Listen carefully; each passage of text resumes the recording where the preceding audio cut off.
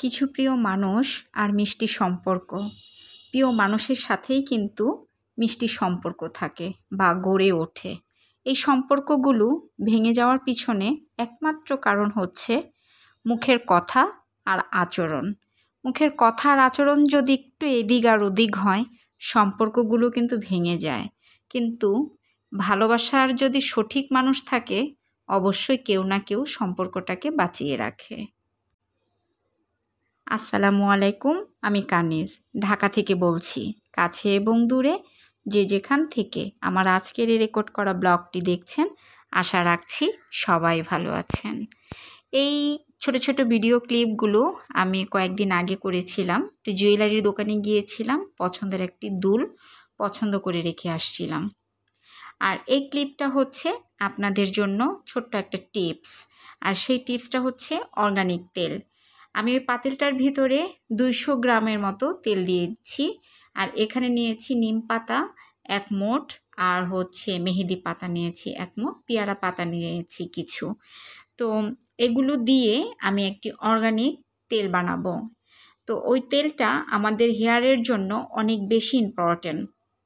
চুল গ্রোথ হবে, গ্লেজি হবে, আর খুবই শাইনি হবে। এখানে নিয়েছি ধুয়ে রাখা মেথিটাও আমি নিয়েছি 1 মুঠ পরিমাণ। সব কিছু কিন্তু আমি সব উপকরণগুলো তেলে দিয়ে দিয়েছি।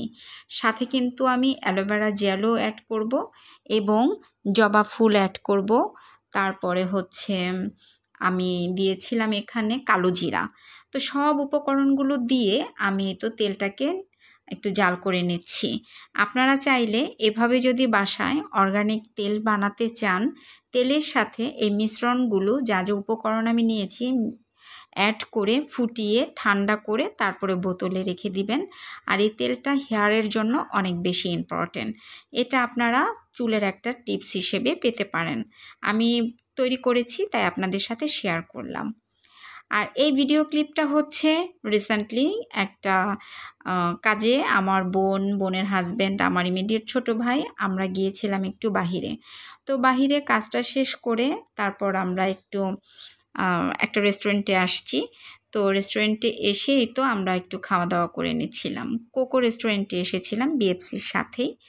আর এই তো আমার ছোট ভাই আর বোনের হাজব্যান্ড, তারা খুব খাওয়া দাওয়ায় ব্যস্ত। আর এখানে আমার বোন আর আমি একটু কথা বলছিলাম। আর আজকে আমাকে ক্যামেরাতে অনেক বেশি একটু হেলদি লাগছিল, সেটা দেখে হাসছিলাম। আর আমরা যেই কর্নারটাতে বসেছি, এটা একদম একটা খাঁচার মতো, দেখতে বেশ সুন্দর। এটা নিয়ে আমরা খুব হাসাহাসি করছিলাম।